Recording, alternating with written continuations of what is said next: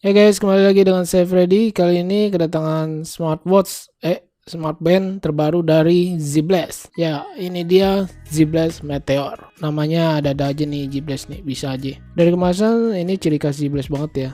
Seperti ini tampilannya, di bagian belakang ada spesifikasinya. Untuk di dalam kemasan seperti ini perlengkapan isinya ya. Di sini ada user manual. Dia memakai aplikasi terbaru ya guys. Nanti kita lihat bersama. Untuk kabel charger dia masih menggunakan magnet 2 pin.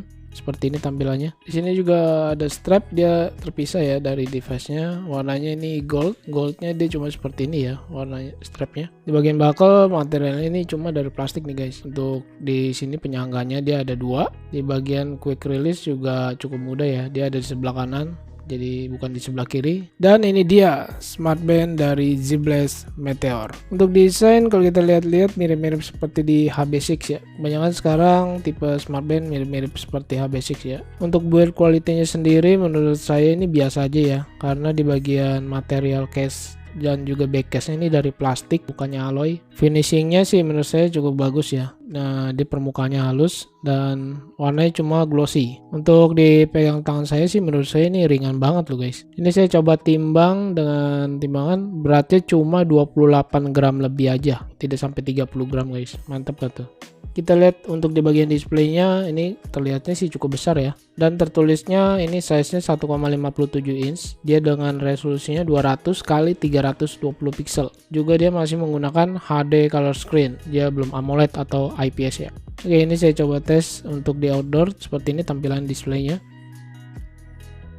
Untuk sensitivitas layar display sendiri menurut saya cukup baik, cuma memang bukan yang paling smooth ya, standar gitu.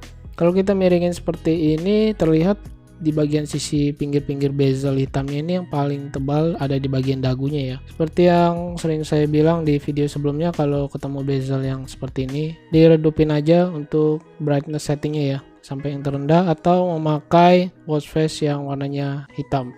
Dia hanya memiliki ada satu tombol fisik aja. Menurut saya tombolnya cukup clicky, dan fungsinya dia hanya bisa untuk power button on off, juga back. Oke, kita lihat untuk ke fitur-fiturnya. Kalau di slide ke bawah, dia tampilan menu shortcutnya seperti ini ya. Di sini ada DND. Kemudian di sini ada setting brightness. Kita bisa sentuh, tap-tap aja di sini tanpa harus masuk ke setting lagi. Di sini ada alarm, lalu ada power on off. Di sini juga ada setting, kita lihat di bagian atasnya ini ada preference. Di sini kita bisa setting bahasa ya. Banyak sekali bahasa yang bisa kita gunakan. Juga yang paling bawah ini ada bahasa orang Indonesia. Oke, mantap. Sini juga time formatnya kita bisa atur AM PM nya. Untuk bagian getar vibration juga kita bisa aktifkan. Untuk di dial setting ini watch face ya. Watch face yang bawaan dari smartwatch-nya ada 7 pilihan. Kemudian di aplikasinya masih bisa ditambah lagi guys. Aplikasinya ini dia menggunakan terbaru ya, aplikasinya QWatch Pro. Bisa download di App Store maupun di Play Store. Oke, tampilannya QWatch Pro seperti ini ya guys. Cukup keren menurut saya, aplikasinya ini cukup lengkap. Kita lihat untuk di bagian pesan pemberitahuan, di sini juga banyak yang bisa kita setting dan kita aktifkan. Yang paling bawah ini ada tulisan lagi. Di sini kita bisa lihat screen time out-nya hanya bisa sampai 10 detik aja, tidak sampai 15 detik ya. Sebentar sih menurut saya. Untuk yang di bagian bawah sekali ini ada logo jam, kita bisa klik. Ini untuk watch face tambahan ya. Seperti ini tampilannya. Banyak sekali ya, tidak banyak sekali sih, cukup lumayan banyak tambahan watch face yang bisa kita gunakan. Juga di bagian ini kita bisa custom watch face yang kita mau pakai ya, seperti dari galeri kita atau mengubah warna tampilannya. Kalau tertulisnya di website ini bisa sampai 50 lebih ya watch face tambahannya di aplikasi. Untuk Bluetooth dia sudah menggunakan versi 5.0 dengan chipsetnya menggunakan Nordic 52832. Untuk baterai life-nya ini tertulis bisa sampai 7 hari pemakaian ya. Untuk standby time bisa sampai 14 hari. Walaupun ini menurut saya baterai kapasitinya cukup kecil ya guys. Baterai kapasitinya hanya 180 mAh. Untuk waterproof tertulisnya dia sudah IP68.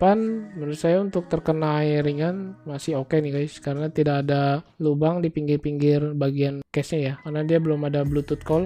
Untuk device name Z-Blast Meteor ini namanya adalah Meteor juga ya, 9A. Kalau kita slide ke atas ini untuk menampilkan menu utamanya dia seperti ini guys. Di sini kita lihat untuk fitur exercise atau olahraga. Di fitur exercise di sini tertulisnya tersedia 22 fitur olahraga ya cukup banyak ya. Untuk tampilannya dia seperti ini, dia belum ada GPS ya. Sekarang kita lihat untuk di fitur kesehatannya. Yang pertama heart rate, ini kita tes, dia berjalan secara dinamis atau berkelanjutan ya. Ini saya cocokkan dengan alat kesehatan, tampilannya dia seperti ini. Kemudian yang kedua ini ada SpO2 atau blood oxygen, kita tunggu, ini agak lama sih. Ya, dia muncul tapi tidak berjalan secara dinamis atau berhenti gitu guys, diam aja. Kemudian yang ketiga ini ada BP, blood pressure, kita lihat juga. Dia juga sama ya, dia hanya muncul aja, tidak berjalan secara dinamis. Untuk fitur tambahannya di sini kita lihat ada alarm, kalkulator juga ada tersedia. Oke, keren. Kemudian ada timer waktu penghitung mundur, stopwatch. Kemudian di sini ada seperti breathe gitu ya, pernafasan. Di music control atau music bluetooth di sini cukup lengkap, ada play, pause, next, preview, juga pengaturan volume. Dan tidak ketinggalan di sini juga ada fitur game. Oke, game di layar kecil seperti ini. Oke. Dan ini coba hands on ke lengan saya. Yang ukuran lengan saya ini lingkarnya 16 cm. Untuk strapnya sendiri menurut saya ini cukup nyaman banget ya, karena ukurannya tidak terlalu lebar dan besar. Di bagian case-nya juga terlihat minimalis sih menurut saya, cuma memang sih agak panjang ya bentuknya ya. Untuk raise to wake-nya sendiri menurut saya cukup responsif guys, tidak lemot gitu. Oke, ini saya coba ukur sedikit dengan jangka dengan alat ya.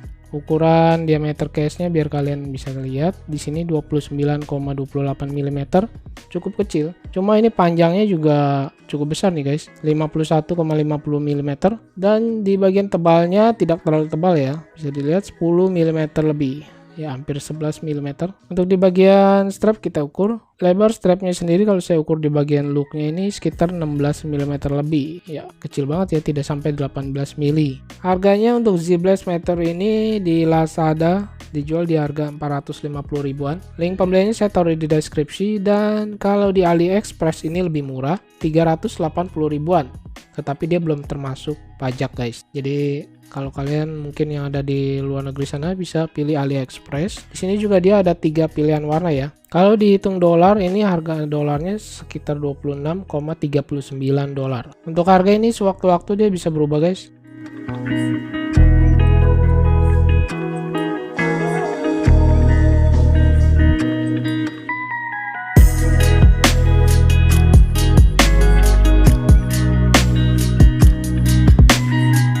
Oke, kiranya segini dulu yang bisa saya sampaikan dari Z Blast Meteor. Mungkin smartband ini lebih cocok kalau kamu yang suka simple dan tidak suka memakai smartwatch yang gede-gede. Ini lebih cocok sih guys. Oke, terima kasih banyak buat yang sudah menonton. Mohon maaf jika ada kekurangan dalam kata-kata. Saya Freddy, stay safe, stay healthy, dan nantikan video selanjutnya.